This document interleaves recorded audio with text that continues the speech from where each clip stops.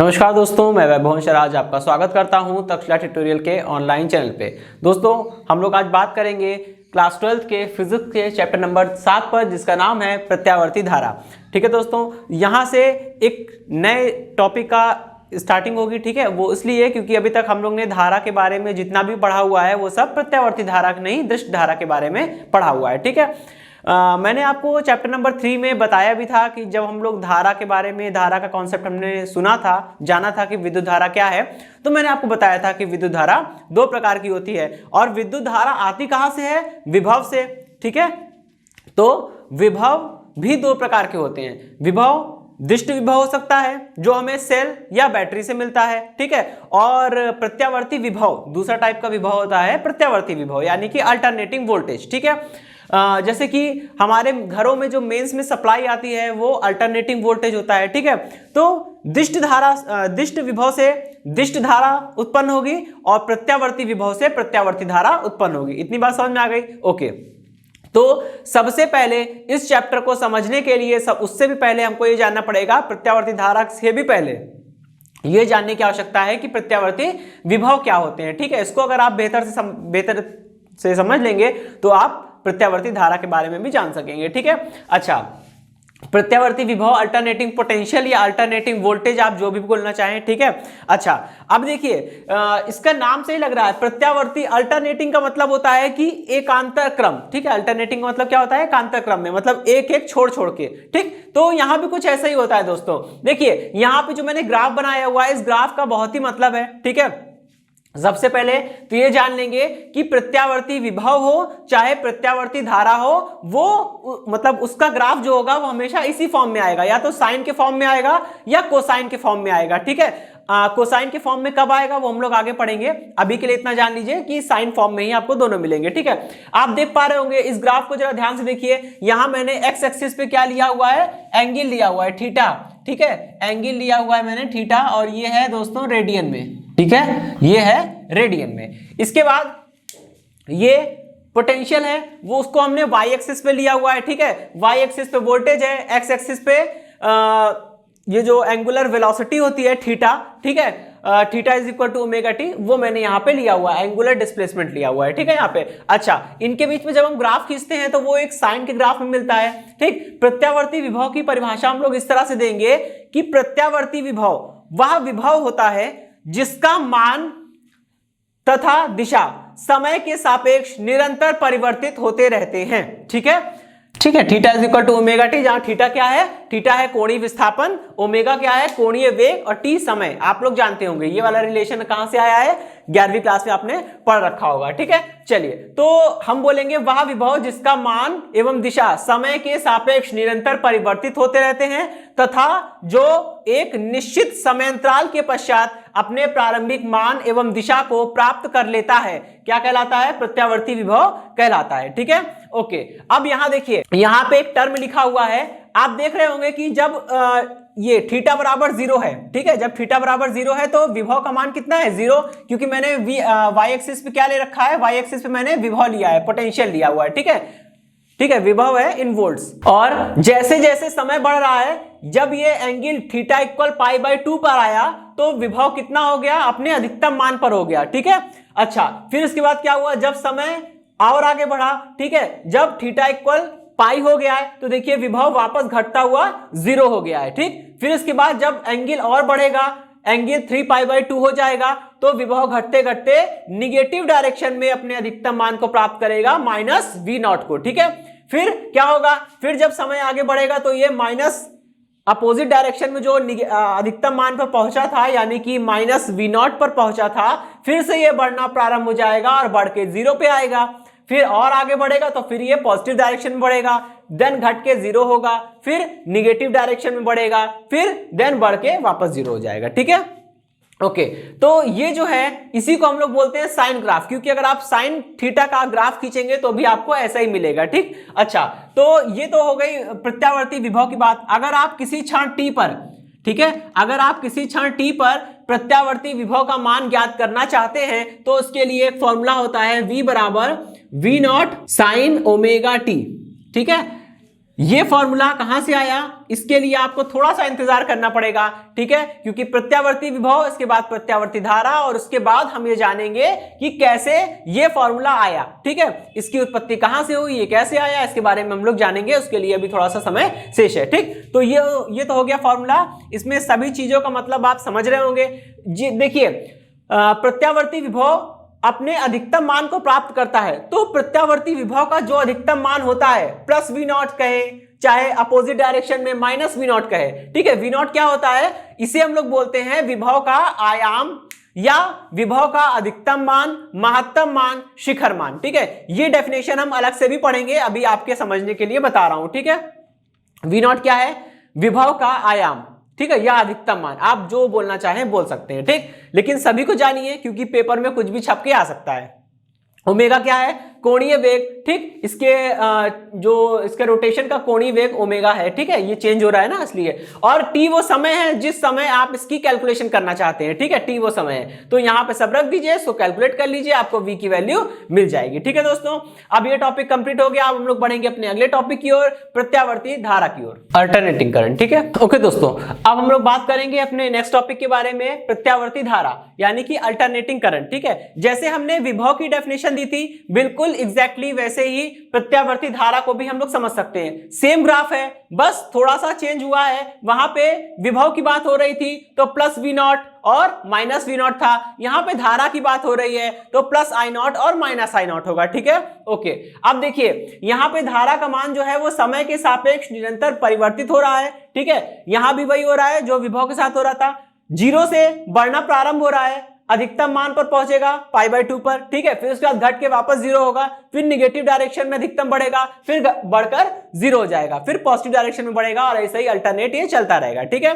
अच्छा, तो प्रत्यावर्ती धारा की परिभाषा हम लोग कैसे दे सकते हैं, हम लोग ऐसा बोल सकते हैं कि वह धारा जिसका मान एवं दिशा समय के सापेक्ष निरंतर परिवर्तित होते रहते हैं तथा जो एक निश्चित समय अंतराल के पश्चात अपने प्रारंभिक मान एवं दिशा को प्राप्त कर लेती है, कौन सी धारा कहलाती है, प्रत्यावर्ती धारा कहलाती है, ठीक है। अच्छा, अब देखिए प्रत्यावर्ती धारा में भी वही कॉन्सेप्ट है, वही टॉपिक आएगा, वही एक छोटा सा टर्म आएगा जो हमने प्रत्यावर्ती विभव के लिए समझा था। भाई वहां पे वी नॉट था तो यहाँ पे आई नॉट है। वी नॉट क्या था, विभव का आयाम या विभव का अधिकतम मान, ठीक है।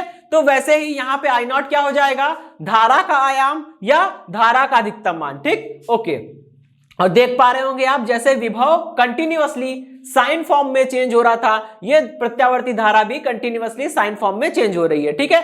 अगर आपको किसी क्षण t पर धारा का तात्क्षणिक मान ज्ञात करना हो तो उसके लिए एक फॉर्मूला होता है I = I0 sin omega t, ठीक है। तो ये है इसका फॉर्मूला, ठीक। इसमें I क्या है, I किसी भी क्षण t पर धारा का मान है, I0 क्या है, I0 अधिकतम मान है या आप उसे आयाम बोल सकते हैं, ठीक है।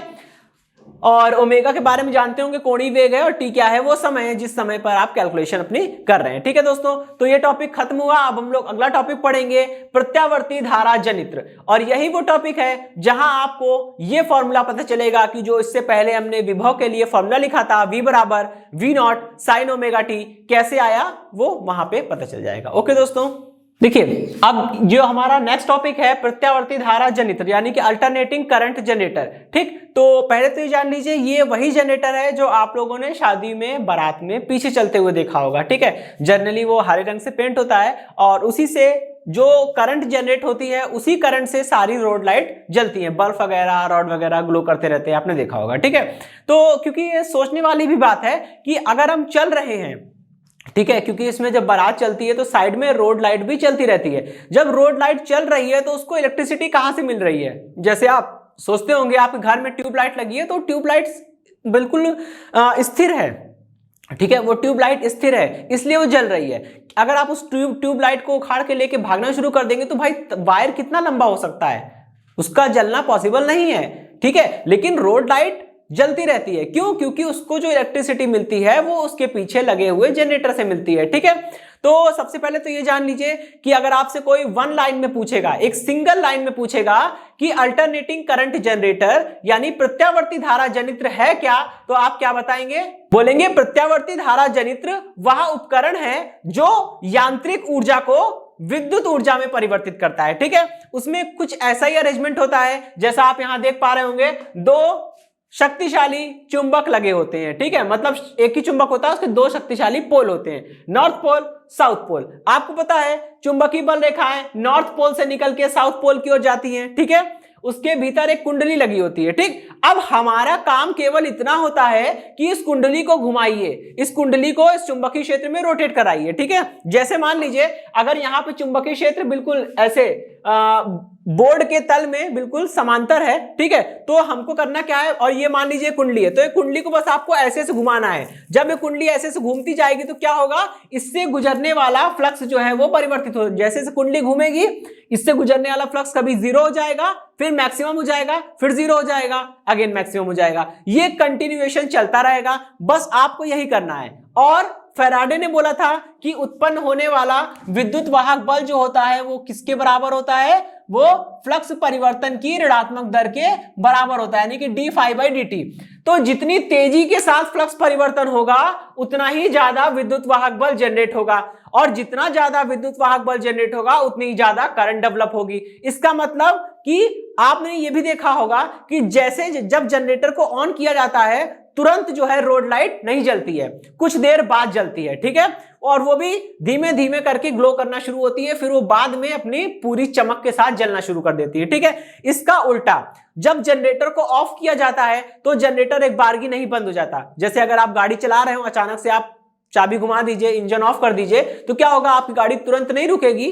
अगर आप ब्रेक ना लगाएं तो तुरंत नहीं रुकेगी, वो थोड़ी दूर चलेगी, फिर उसके बाद धीमे धीमे होते हुए वहीं पे रुक जाएगी। वैसे ही जनरेटर में भी होता है, आप जनरेटर को सडनली बंद करेंगे तो जनरेटर धीमे धीमे जो होगा वो स्लो डाउन होगा। जब जनरेटर स्लो डाउन हो रहा होगा तो आप देखेंगे रोड लाइट की जो बल्ब है, जो रॉड है, उनकी चमक धीमे धीमे कम होते होते लास्ट में वो पूरी तरह से बुझ जाएंगे। ठीक है, क्यों ऐसा क्यों हो रहा है? ऐसा इसलिए हो रहा है, जब आपने जनरेटर को बंद किया तो कुंडली, ये जो कुंडली है इसके अंदर लगी होती है, उसको बोलते हैं आर्मेचर कुंडली। ठीक है, आर्मेचर कुंडली।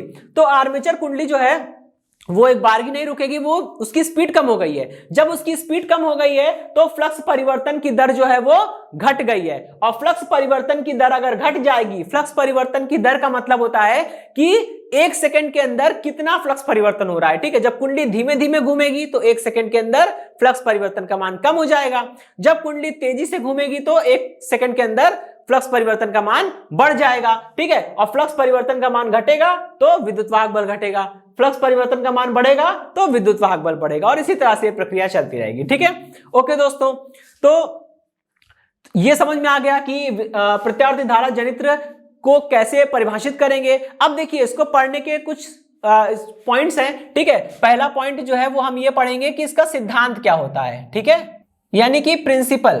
ठीक है, प्रिंसिपल क्या होता है हम ये पढ़ेंगे। तो प्रिंसिपल के लिए सबसे पहले हम ये समझेंगे कि सबसे पहले ये जान लीजिए कि ये किसके सिद्धांत पे कार्य करता है, ये विद्युत चुंबकीय प्रेरण के सिद्धांत पे कार्य कर रहा है। अभी मैंने बताया कि यहाँ पे फैराडेज लॉ लग रहा है, तो फैराडेज लॉ ऑफ ईएमआई लग रहा है, इसका मतलब वो प्रत्यावर्ती धारा जनित्र जो है वो किस पे काम कर रहा है, वो विद्युत चुंबकीय प्रेरण के सिद्धांत पर कार्य कर रहा है। ओके, अब ये तो छोटा सा पॉइंट था, समझ में आ गया। अब सेकंड पॉइंट है इसकी संरचना। ठीक है, ठीक है, कंस्ट्रक्शन।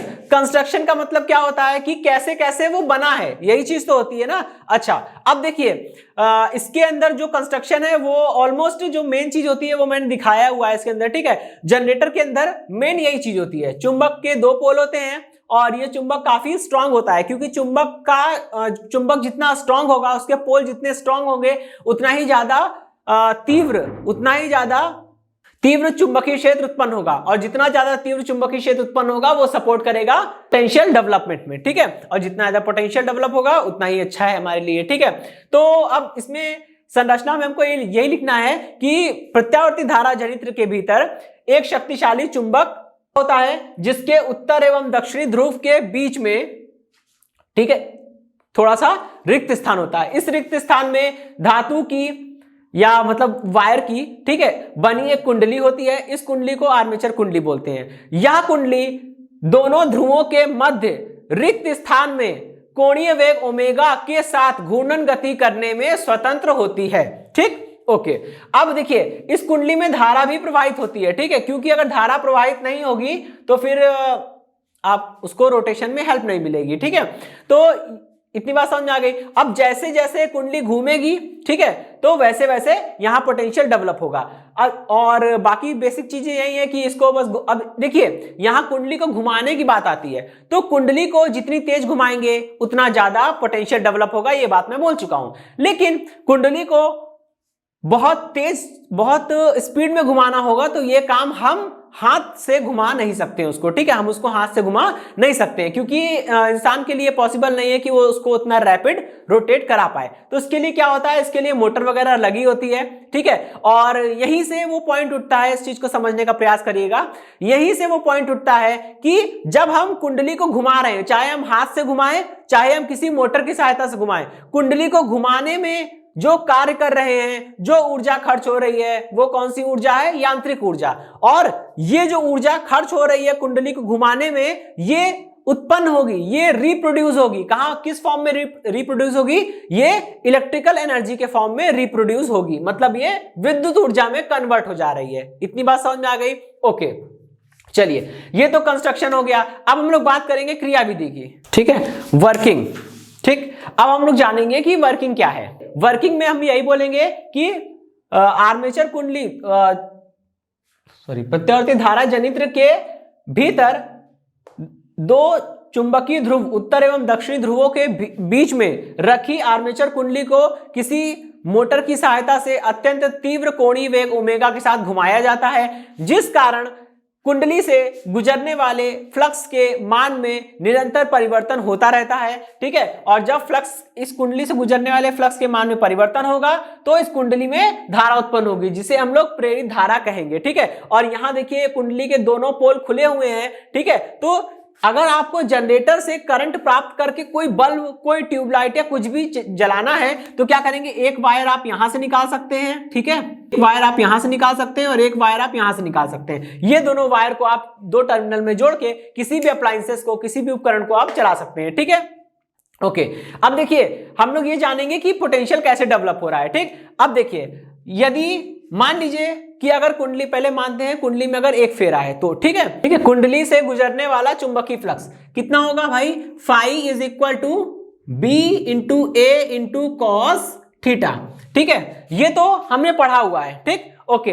अगर मान लीजिए कुंडली में एक की जगह एन फेरे होंगे तो, ठीक है, यदि कुंडली में एन फेरे हो तब क्या होगा, तब ये हो जाएगा एन बी ए कॉस थीटा। ठीक है, अच्छा अब यहां पे एक चीज समझिएगा भाई, ये तो हम लोग 11वीं क्लास में पढ़ ही चुके हैं कि थीटा इज इक्वल टू कितना होता है, ये पढ़ा होगा ऐसे कि omega is equal to theta upon t.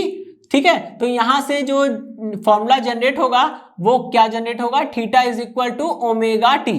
ठीक है, अच्छा तो यहां पे अब थीटा की जगह हम लोग ओमेगा टी पुट कर सकते हैं, तो कितना हो जाएगा, phi is equal to n B A और ये हो जाएगा कॉस ओमेगा टी। ठीक है, इक्वेशन नंबर 2। ठीक, अच्छा अब क्या है, अब हम लोग यहां से ये निकालेंगे कि फैराडेज लॉ ऑफ ईएमआई का यूज करेंगे, इसका E is equal to minus का d phi by d t. इसके बाद हम लोग ये निकालेंगे कि कितना विभव उत्पन्न हो रहा है। ठीक है, परंतु E is equal to minus का d phi by d t, ये फैराडेज लॉ ऑफ ईएमआई से आया है। ठीक है, फैराडे के विद्युत चुंबकीय प्रेरण का नियम जो हमने चैप्टर नंबर 6 में पढ़ा हुआ है। ठीक, ओके। अब करना कुछ नहीं है, बस फाई की वैल्यू मुझे पता है, ठीक है, इक्वेशन नंबर 2 में है, और इसको केवल अवकलन करना है इसका। ठीक, कितना हो जाएगा, E is equal to minus d by d t of, ये बन जाएगा एन बी ए और ये हो गया कॉस ओमेगा टी। ठीक है, ओके। अब देखिए एन क्या है, एन है कुंडली में कुल फेरों की संख्या। ठीक, बी क्या है, उत्पन्न होने वाला चुंबकीय क्षेत्र, ए क्या है, कुंडली के कुंडली का क्षेत्रफल, ठीक है, और ओमेगा क्या है, उसका कोणीय वेग, बाकी सब आप लोग जानते हैं, ठीक है। अच्छा एक बात सोचें आप लोग, यहां पे अवकलन किसके सापेक्ष हो रहा है, टी के सापेक्ष। टी है क्या, समय, ठीक है। जैसे जैसे समय पास आउट होता जाएगा, जैसे जैसे समय बीतता जाएगा, क्या कुंडली में फेरों की संख्या घटे बढ़ेगी, नहीं। इसका मतलब n क्या है, कांस्टेंट है। क्या चुंबक के द्वारा स्थापित चुंबकीय क्षेत्र घटेगा बढ़ेगा, बिल्कुल नहीं। तो बी भी कांस्टेंट है।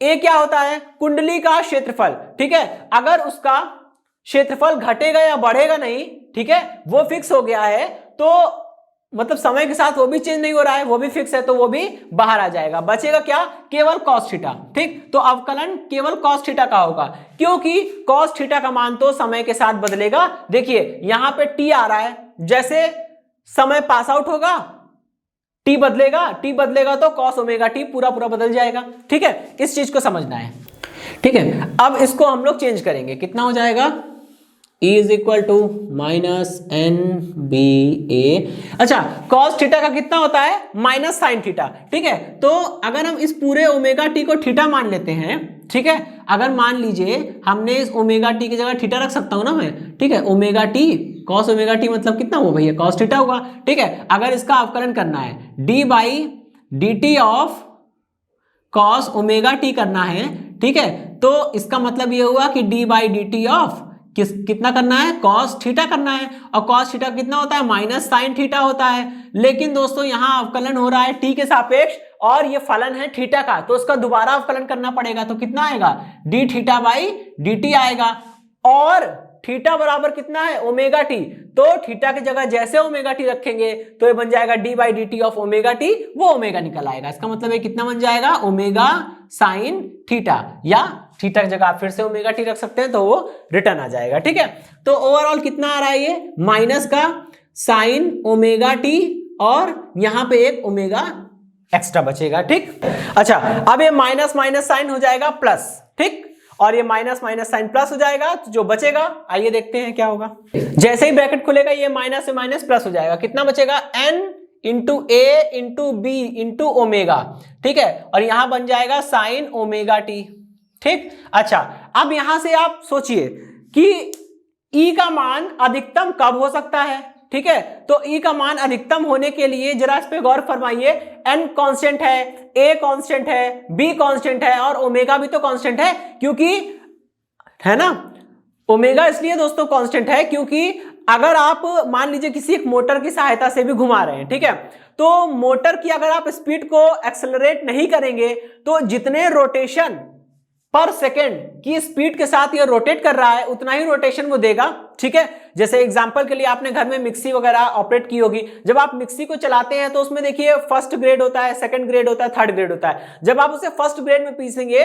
ठीक है, जब आप किसी भी चीज को डाल के फर्स्ट ग्रेड में उसको ग्राइंड करेंगे तो उसकी स्पीड कम होगी, और जब आप सेकंड पे ले जाएंगे उसकी स्पीड बढ़ जाएगी, थर्ड पे और बढ़ जाएगी। ऐसा ही कुछ हमारा फैन के साथ भी होता है, ठीक है। फैन को जब आप फर्स्ट पॉइंट पे चलाएंगे तो धीमा चलेगा, सेकंड पॉइंट पे तेज, थर्ड पे तेज, फोर्थ, ऐसे फिफ्थ, ऐसे करके होता है, ठीक है। तो यहां भी तो दोस्तों वही चीज हो रही है, ठीक। तो वही चीज है कि ओमेगा भी कांस्टेंट हो गया, क्योंकि अगर आपने इसे मशीन के मोटर के साथ जोड़ दिया है तो एक कांस्टेंट स्पीड पे रोटेशन दे रहा होगा, ठीक। बचा क्या, बचा केवल यहां पे, अब बचेगा केवल साइन ओमेगा टी, ठीक है।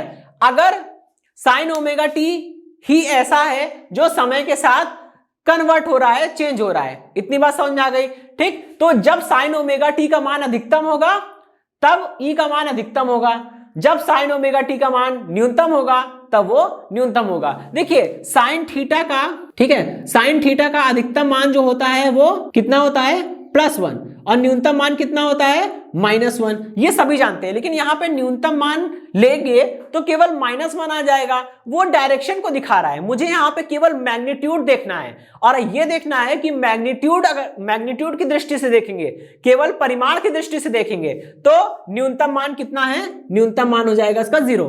इसका मतलब यहां पे अधिकतम मान +1, न्यूनतम मान 0। तो जब साइन ओमेगा टी का अधिकतम मान मतलब 1 होता ही है साइन थीटा, ठीक है। तो जब साइन थीटा बराबर 1 हो जाएगा तब ये ई बराबर कितना हो जाएगा, n into A into B into omega, और यही अधिकतम मान हो जाएगा, ठीक। यहां पे मुझे स्टॉप करना होगा, क्वेश्चन नंबर 3 हो गई।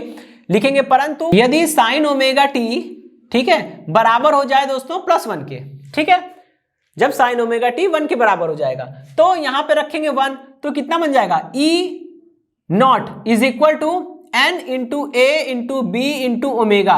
ये है क्या है, ये अधिकतम विद्युत वाहक बल है, ठीक है, ये अधिकतम विद्युत वाहक बल है। अच्छा, अब इसी ई नॉट को यहां समीकरण नंबर 3 में रख दीजिए, ठीक है, समीकरण 3 में इसको पुट कर दीजिए, कितना हो जाएगा, E is equal to E naught sine omega t, ठीक है। अब देखिए यहां पे ये जो फॉर्मूला जनरेट होकर आया है, ठीक है, इसको देखिएगा, और जो हमने प्रत्यावर्ती विभव के लिए फॉर्मूला लिखा था V बराबर V not sine omega T, इसको देखिएगा, ये दोनों सिमिलर हैं, ठीक है, ये दोनों सिमिलर हैं इन द सेंस कि यहां पे देखिए V लिखा है, यहां पे E लिखा है, यहां पे V नॉट लिखा है, वहां पे E नॉट लिखा है, बस अब यहां पे E क्या है, विद्युत वाहक बल है, और विद्युत वाहक बल और विभवांतर काफी हद तक सिमिलर होते हैं, ठीक है, बहुत थोड़ा सा अंतर होता है आंतरिक प्रतिरोध का। अगर मान लीजिए कुंडली का आंतरिक प्रतिरोध इतना कम है कि आप उसे नगण्य मान सकते हैं, तो विद्युत वाहक बल विभवांतर एक ही चीज हुए, ठीक है। तो ये देखिए इस फॉर्मूले का जो फॉर्म है, जो रूप है, वो बिल्कुल इसके जैसा है। इसका मतलब यहां पे यानी प्रत्यावर्ती धारा जनित्र में जो विभवांतर या विद्युत वाहक बल उत्पन्न हो रहा है, उस विद्युत वाहक बल का जो रूप है, जो फॉर्मूला है, वो क्या है, E बराबर ई नॉट साइन ओमेगा टी, ठीक है। तो यही विद्युत वाहक बल है, और जब आप इस प्रत्यावर्ती धारा जनित्र प्रत्यावर्ती धारा जनित्र की कुंडली को, इन्हीं कुंडलियों के मध्य विद्युत वाहक बल उत्पन्न हो रहा है, जब आप इनकी कुंडलियों को किसी अप्लायंसेस से, किसी उपकरण से जोड़ेंगे तो उसमें धारा प्रवाहित होगी, वो कौन सी होगी, प्रत्यावर्ती धारा होगी, ठीक है दोस्तों। तो इसी के साथ ये सेशन समाप्त होता है। आज के सेशन से जुड़े नोट्स प्राप्त करने के लिए डिस्क्रिप्शन में दिए गए लिंक पर जाके क्लिक कीजिए। ओके दोस्तों, आज के सेशन में इतना ही, मिलता हूं नेक्स्ट सेशन में, धन्यवाद।